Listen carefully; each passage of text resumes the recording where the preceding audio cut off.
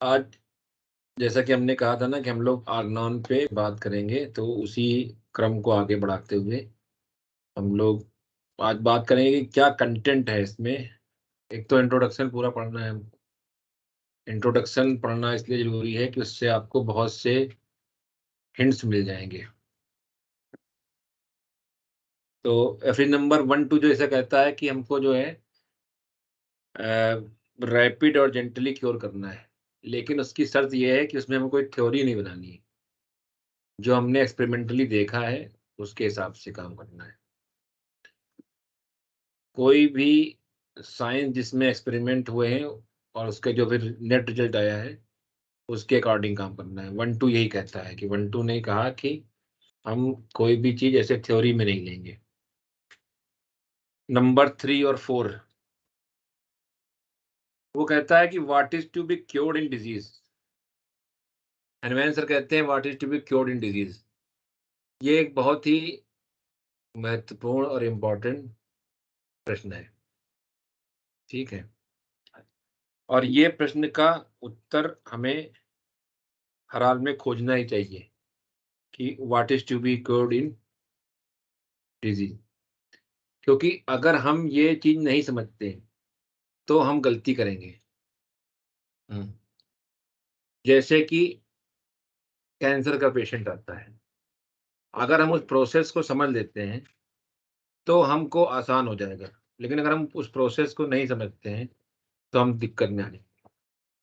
Process को समझना बहुत ज़रूरी है कि अगर हम सीधे कैंसर उठा रहे हैं पेशेंट में, तो भी दिक्कत है, लेकिन हम उस क्या क्यूरेटिव है इसमें, वो ठीक करना। जैसे हमने अभी एक केस डाला था, उसमें हमने प्रोसेस उठाया था कि साइटोजेनिक प्रोसेस कैंसर में।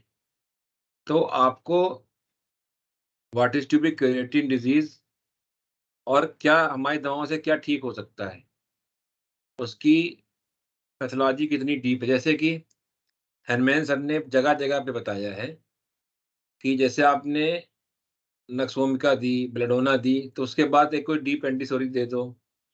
चाइना दी है, उसके बाद डीप एंटीसोरी दे दो। इसका मतलब है वो साफ-साफ कहना ये चाहते हैं कि चाइना है, नक्सोमिका है, ये सब डीप एंटीसोरिक नहीं है। जो डीप एंटीसोरिक है, उसके बारे में उन्होंने अच्छे से बताया है। तो वो आपको जगह-जगह इंडिकेट करते चलते हैं। उन्होंने कहा कि आपने बेलेडोना दी, आप 48 घंटे वेट करोगे, अगर नहीं दवा सही होगी तो ये दवा देनी है। उन्होंने थेरेपेटिक हिंट भी दिए हैं।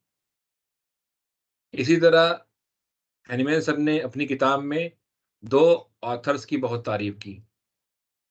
एक तो जार, इनको लोग यार भी बोलते हैं। क्यों बोलते हैं, उसका कारण क्या है?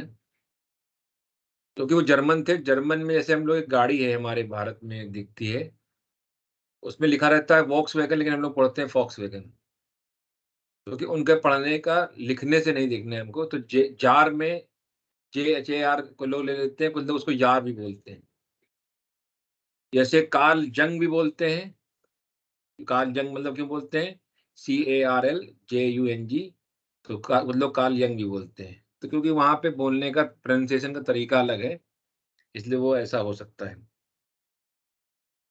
जैसे डॉक्टर जार की तारीफ़ डॉक्टर हेनमेन सर ने खुद आगनान में की है।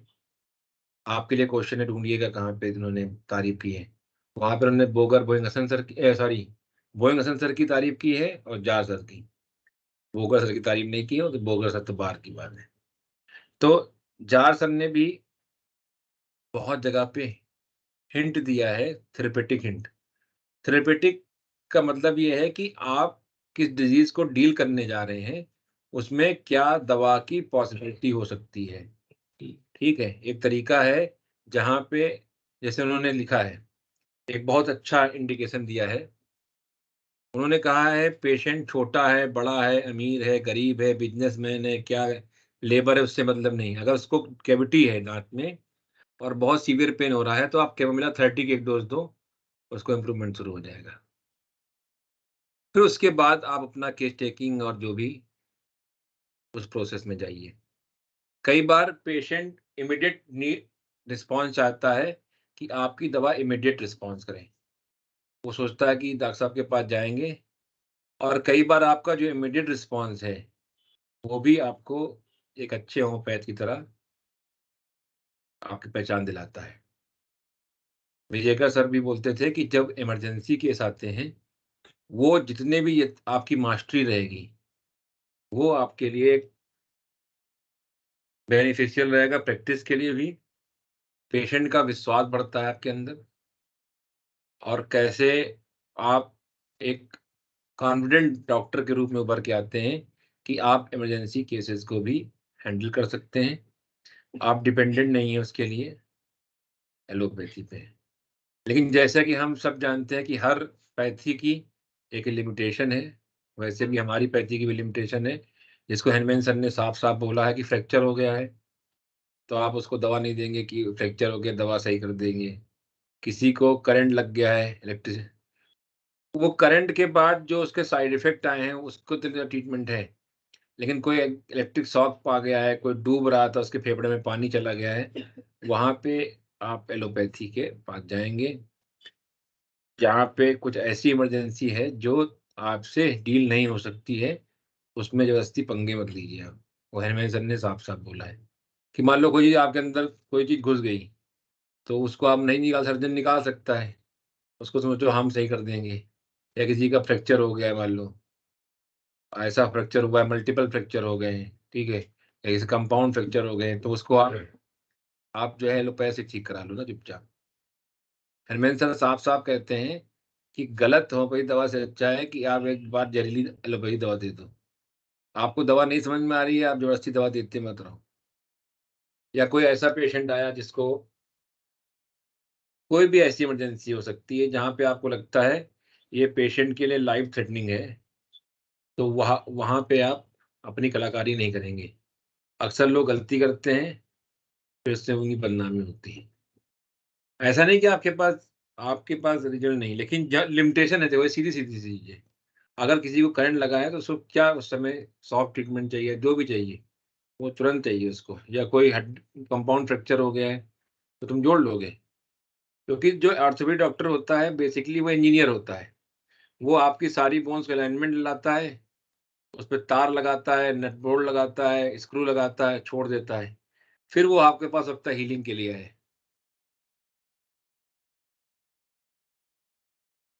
फिर एफडी नंबर 3-4 में मैंने बताया कि वो कैसे डिज़ीज़ के बारे में ढूँढेंगे।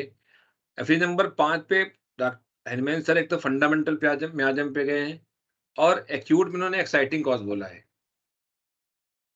जैसे पेशेंट आके कहता है कि हमने कल परसों खाना खाया था, उसके बाद ये दिक्कत हो गई। तो हमारे पास दवाएँ रहती हैं, आर्सेनिक है, पल्थिदा है, वो अकॉर्डिंग टू सिचुएशन हम देख सकते हैं। जैसे एक बार पेशेंट आया उसने गर्मी में तरबूज खा के बीमार हो गया था। तो मैंने वहाँ उसको डायरिया, वॉमिटिंग हो रही थी, उसे रेक्टमल दी, डीके फ्रूट खाने से, खराब फल खाने से। तो आप वहाँ पे बहुत आसान हो जाता है एक्साइटिंग कॉज़ को ढूँढें और पेशेंट को दवा दें।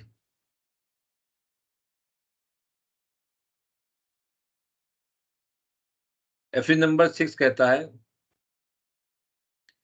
कि फिजिशियन के लिए टोटलिटी ऑफ सिम्पटम बहुत ही इम्पोर्टेंट है। जबकि एलोपैथिक स्कूल बैक्टीरिया, वायरस और इन सब के पीछे पड़ जाता है। जैसे अभी आजकल का मौसम है, गला खराब होना, चोक होना फिर शुरू हो गया है। आप वायरस मत ढूँढो, आप सिम्पटम ढूँढो। हर पेशेंट के सिम्पटम अलग-अलग तरीके से होते हैं। एफए नंबर 7 की बात है। एफए नंबर 7 कहता है कि while paying attention to the circumstances, the physician need only to remove the totality of the symptom in order to cure disease. जब हम सर्कमस्टेंस को देख रहे हैं, तो मुझे ज़रूरत है सही करने की क्या? Totality of symptom. Totality of symptom वो बार-बार कहते रहे हैं, लेकिन उसको कंस्ट्रक्ट कैसे करेंगे वो डिफरेंट डिफरेंट मेथड है। इसमें एक मेथड मुझे बहुत अच्छा लगा जो विजेकर सर यूज़ करते थे कि जहाँ पे बहुत ही फ्यू सिम्पटम्स हैं, वहाँ पर वो बीबीसीआर यूज़ करते थे और जहाँ पे ज़्यादा सिम्पटम्स हैं, वहाँ पे वो डॉक्टर केंट सर के अप्रोच को करते थे। लेकिन क्योंकि विजयकर सर मास्टर थे तो उनको सारा दोनों अप्रोच पता था कि कब बीबीसीआर यूज करना है और कब कैंसर यूज करना है। डॉक्टर शंकरन सर ने भी उसको और अच्छे से किया है। उन्होंने 8 बॉक्स मेथड दिया है, जहाँ पे वो सिम्पटम्स को, पैथोलॉजी को, सारा कुछ, मेंटल्स को, इमोशंस को, सेंसेशन को, एनर्जी को, सारा कुछ कंसीडर करते हैं। तो आपको कोई भी डिजीज सही करनी है तो वहाँ पे टोटलिटी ऑफ सिम्पटम्स पे ध्यान देना होगा।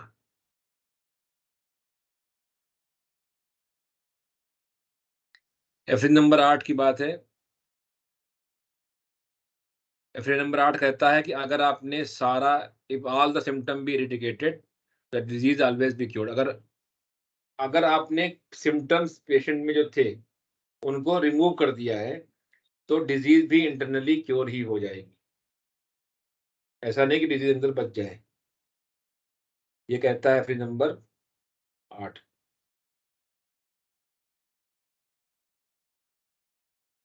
एफरी नंबर 9 कहता है during health a spiritual power animate the organism and keep it harmonious order. हम सबके अंदर एक स्पिरिचुअल पावर है, जिसको हम आत्मा कह सकते हैं, जिसको हम परमात्मा का अंश कह सकते हैं, क्योंकि हम बिना उस पावर के हमारा कुछ नहीं है।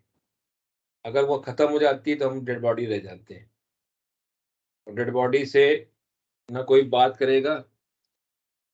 उसको जब लोग ये कहते हैं कि भैया अब इसको क्या बोलते हैं, वर्ड ही बोलते हैं डेड बॉडी। हिंदी में बोलते हैं शरीर शांत हो गया है, कि अब शरीर शांत हो गया। शांत क्या हो गया, उसमें से जो पावर थी, स्पिरिचुअल पावर, वो चली गई। उसी को हम लोग हिंदुओं में आत्मा कहते हैं। और वो आत्मा किससे आई है? वो परमात्मा से आई है। जैसे घड़े रख दो, उनमें जल भर दो, और उसको आप सूर्य के प्रकाश में रखो तो सब में एक जैसी रोशनी आएगी। तो हमारे तुम्हारे अंदर, सबके अंदर उसी परमात्मा का अंश है। जैसे हम हैं, या डॉक्टर कृष्णा, या कोई भी है, तो जो हम लोग मूव कर रहे हैं उस परमात्मा के अंश से मूव, बॉडी से कुछ तो ना कर रहे हैं। अभी वो निकल जाएगा तो कुछ नहीं रह जाएगा, खत्म। सब लोग ये करेंगे भैया बॉडी उठाओ, चलो ले चलो इनको शमशान घाट, उठाओ यहाँ से। एफी नंबर 10 कहता है without the animatic spirit like power the organism is dead. Without इसके बिना शरीर डेड हो जाता है।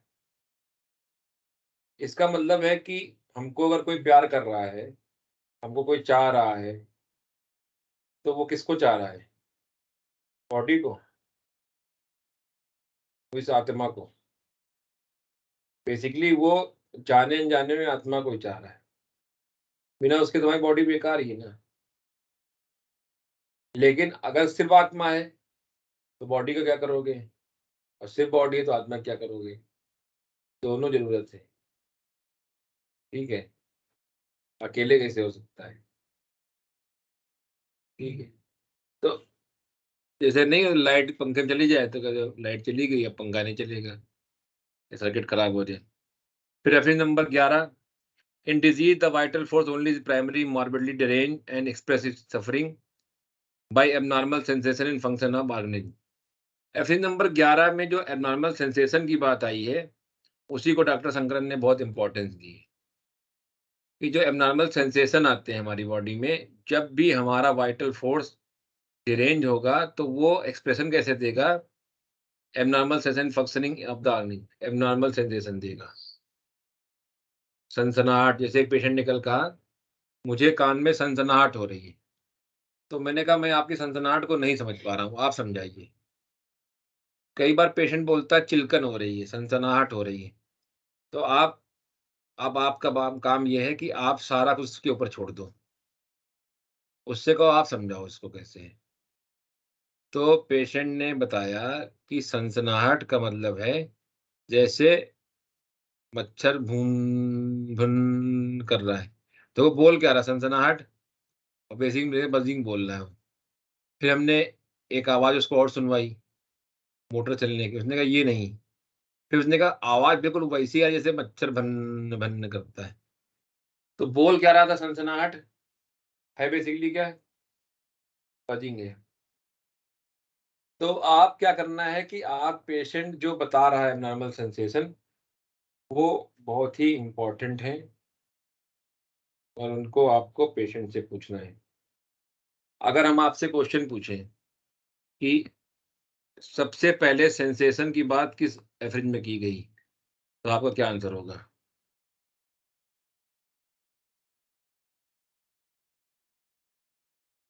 एफरिज नंबर 11। एब्नॉर्मल सेंसेशन की बात सबसे पहले की गई है एफरिज नंबर 11 में। अब आता है एफरिज नंबर 12।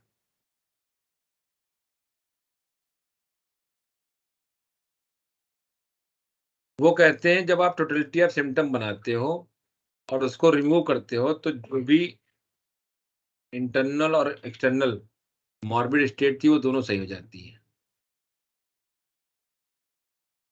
इसीलिए कोई भी केस आता है तो आप टोटलिटी ऑफ सिम्पटम बनाने की कोशिश करो। टोटलिटी ऑफ सिम्पटम के आधार पे आप उसकी किसी भी प्रॉब्लम को, किसी भी मॉर्बिड स्टेट को जो इंटरनली एक्सटर्नली दोनों है सही कर सकते हो।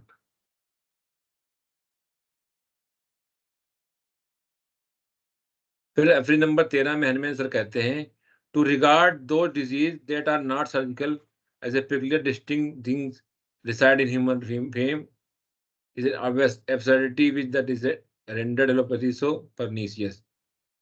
To regard those disease that is not surgical. Surgical में तो आप कुछ कर नहीं सकते हो, वहां तो सर्जरी होगी।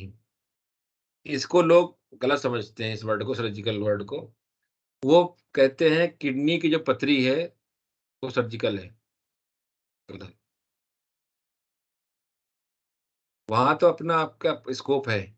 आप सर्जिकल की डेफिनेशन को एलोपैथी के हिसाब से नहीं फॉलो करेंगे, पहली बार। आप उसको अपनी ही भाषा समझेंगे कि हम कहाँ पे गड़बड़ हो सकते हैं। जैसे पित्त की थैली की पथरी है।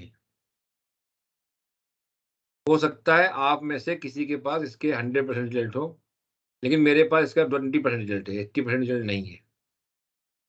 तो मैं उसको बोलता हूँ कि मेरे समझ से ये आपका केस सर्जरी में जाएगा। आपको कोई और बेहतर ऑप्शन मिल रहा है होम्योपैथी में तो दिखा लीजिए, लेकिन मेरे हिसाब से सर्जरी में जाएगा। कि जहाँ पे पित्त की थैली की पथरी है, अच्छा पित्त की थैली में पथरी 2 तरह की होती है, एक बाइल साल्ट से, एक कोलेस्ट्रॉल की। कोलेस्ट्रॉल की मल्टीपल होती हैं जो डिसॉल्व असंभव है, और जो बाइल साल्ट की सिंगल पथरी होती हैं वो डिसॉल्व हो जाती है। वो मैंने 2 पेशेंट में 100% की है और रिकवर भी नहीं किया। लेकिन जो कोलेस्ट्रॉल की पथरी होती है वो मुझसे रिज़ॉल्व नहीं हुई। तो हो सकता है वो मेरी दृष्टि से जो गॉल ब्लैडर स्टोन है वो सर्जिकल है। ऑस्टियोआर्थराइटिस एलोपैथी की भाषा में सर्जिकल है, लेकिन मेरी नज़र में सर्जिकल नहीं है क्योंकि मेरे से ठीक हो जाता है। तो सर्जिकल, नॉन सर्जिकल आप एलोपैथी की परिभाषा से मत देखो। आप अपने अनुभव, अपनी प्रैक्टिस के हिसाब से देखो कि क्या आप सर्जरी से आप बिना सर्जरी के सही कर सकते हो। हाँ, फिर लेकिन कहूँगा जहाँ पे हड्डी टूट गई, फ्रैक्चर हो गई है, जहाँ पे सर्जरी की ज़रूरत है, तो करना ही पड़ेगा आपको। या जहाँ पे माँ और बेटा, बच्चे में सर्वाइवल की प्रॉब्लम आ रही है, तो डिलीवरी के समय हो सकता है सर्जरी की ज़रूरत पड़ जाए। जैसे एक पेशेंट मेरे पास आईं, अब इस दुनिया में है नहीं, वो किसी दूसरे डॉक्टर को दिखाती थी। उन डॉक्टर ने कहा कि आपकी बीमारी ठीक हो जाएगी। उनको राइट ओवरी में ट्यूमर भी था। तो मैंने उसको देखा और मैंने कहा कि आपका ट्यूमर ठीक नहीं होगा। मेरे एक्सपीरियंस से, क्योंकि काफ़ी बड़ा है और वो ठीक नहीं होगा। और वो क्या हुआ कि टॉर्ज़न में चला गया, पूरा वो ओवरी ही ट्विस्ट कर गई और इमरजेंसी बन गई और निकलवाना ही पड़ा। तो हमने कहा यही मैं पहले आपको हम कह रहा था। और उन डॉक्टर ने उनको झूठे प्रॉमिस किए, जो झूठे प्रॉमिस एक भी सही नहीं हुए। आप हमेशा कोशिश करें कि झूठे प्रॉमिस ना करें पेशेंट से कि हम ये ठीक कर देंगे।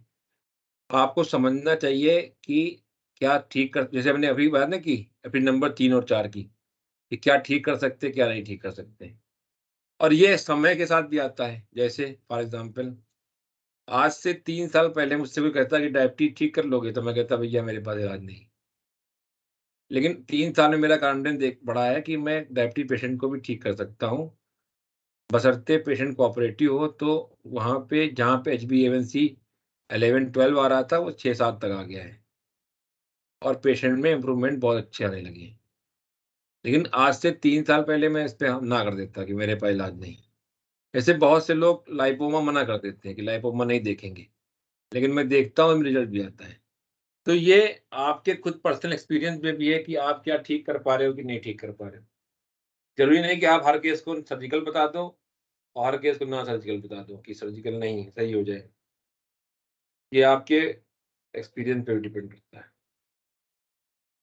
ठीक है? उसपे बहुत ध्यान रखना। फिर नंबर 14 की जब बात करते हैं, everything of a morbid nature that is curable make itself known to physician by disease symptom. ऐसा संसार में जो भी है, बीमारी है, वो अपने सिम्पटम्स के रूप में पेशेंट डॉक्टर को शो कर देता है। जैसे तुम्हारे अंदर कोई भी प्रॉब्लम चल रही है, तो उसमें कुछ ना कुछ सिम्पटम होगा ज़रूर।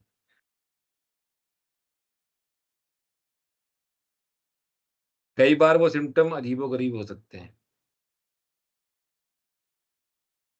लेकिन कहीं न कहीं आपको सिम्पटम मिलेंगे ज़रूर, जिसके आधार पे आप उसको ठीक कर सकते हैं। इतना समझ में आया 14 तक? फिर number 15, the affection of the disease vital force and disease symptom thereby produced constitute an inseparable whole, they one of the same. The affection of disease vital force and the disease symptom thereby produce constitute an inseparable। वो inseparable है, उसको अलग नहीं किया जा सकता है। किसको? affection of disease vital force and the disease symptom, उसको आप सेपरेबल नहीं कर सकते हो। अब नंबर 16 की बात करते हैं। It is the only by the spiritual influence of morbid noxes that our spirit like vital force can become ill, and in like manner only by the spirit like operation of medicine that can again restored health. और फिर number 16 कहता है कि हम dynamic से बीमार हुए हैं, तो हम डायनेमिक से ही सही होंगे। अब इसका एक कॉन्सेप्ट समझो, जो भी 16 तक पढ़ाएंगे आज, उससे तुमको उसके आगे नहीं पढ़ाएंगे, बहुत ज्यादा हैवी नहीं करूंगा। आगनान में कई बार क्या होता है, बोरियत होने लग जाती है कि वही सुन इसका एग्जाम्पल बताता हूँ कैसे आप इसको यूज कर सकते हो।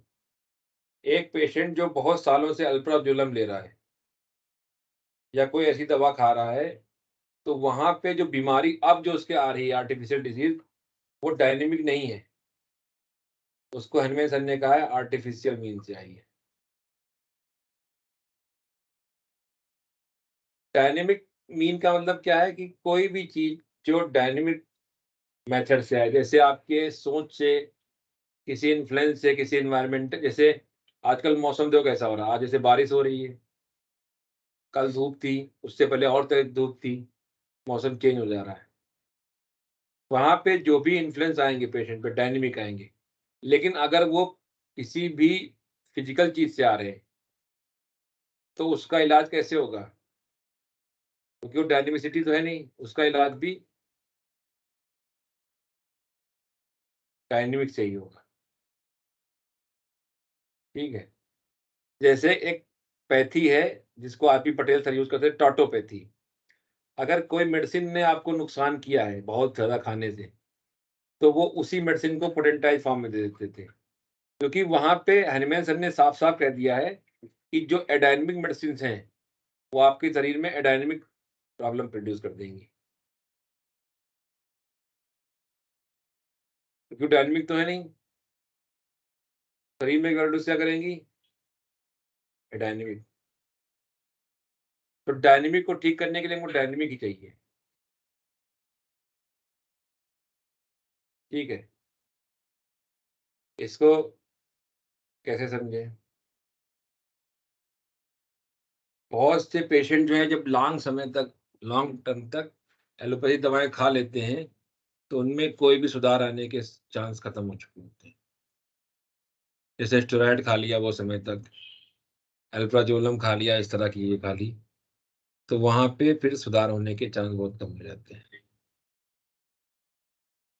जब भी डायनेमिक पेशेंट होगा, इसलिए देखो होम्योपैथी दवा जानवरों में बड़ा अच्छा काम करती है, बच्चों में बहुत अच्छा काम करती है। इवन बुड्ढे लोगों में जिन्होंने बहुत ज़्यादा होम्योपैथी दवाएँ और एलोपैथी दवाएँ नहीं खाई दोनों, उनमें अच्छे काम करती है क्योंकि वहाँ पे डायनेमिसिटी बची रहती है। जब डायनेमिसिटी नहीं बचेगी, एडायनेमिक, तब दिक्कत होगी। तो इमोशंस हमारे क्या हैं? डायनेमिक। हमने कहा तुम मूर्ख हो, तुम्हारा इमोशन हर्ट हो गया, उसके बाद तुम दिक्कत में आ गई। तो डायनेमिक है, तो हमको क्या दवा चाहिए? डायनेमिक। इसमें फिजिकल दवा क्या करेगी? इसमें डायनेमिक चाहिए। अगर हम किसी सोच से बीमार में हैं, तो हम वो सोच हमारी डायनेमिक ही है, तो हमको दवा कैसी चाहिए? ठीक है। तो हमने आज 2000 पेज नंबर 16 तक पढ़ाया है और आगे भी पढ़ेंगे इसको। Thank you.